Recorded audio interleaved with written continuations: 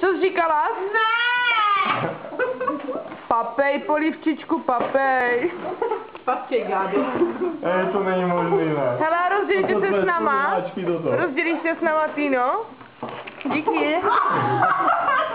Ona se dusí popcornem, vezme si ho do ruky. Ne, to nejsou moje spoluhráčky ve florbale. Fakt ne. Já počkej popcorn. A teď, voláme. Co skrýváš pod tričkem? Já tohle. Trochu popcornu. Jsem tam nějaká bramburka. Ne, nechtěla bych to uklízet ráno. Uhodě, nebo bramburka. Neradí vytáhne papírky. Hej, myslím, že jsem na nesprávném místě. Tuhle chvíli už. A dva, myslím, že Já to dobrý. Raz, dva, co znamená?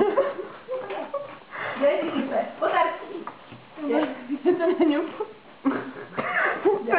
Ne.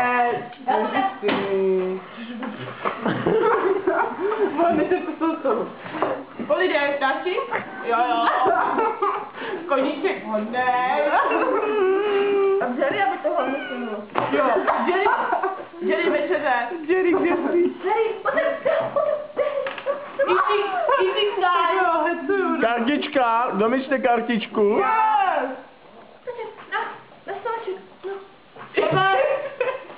Seber a vrať hospody Verču. Tam je napsaný Verču přímo. Jerry čtí, prosím tě. Jsi tady jediný chci. Bez na stole, ano. Kamo, tak to jo, pak. Jo. Vy jste fakt idiot. Jo.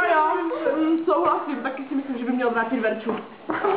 Seber a vrať do hospody jakoukoliv figurku ve hře. Verču. Čili. Nech to tam. Jdi do prdele. Tamča je hodná, má jenom jednu venku. Jo, prdeli. Já se podívám, kde je nejblíž domečku. No.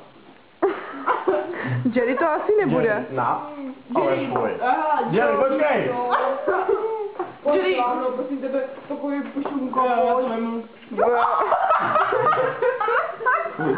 Málenka je zadkem napřed. Myslím, že si budu převít tričko. Kami. Promiň, já jsem tady. No.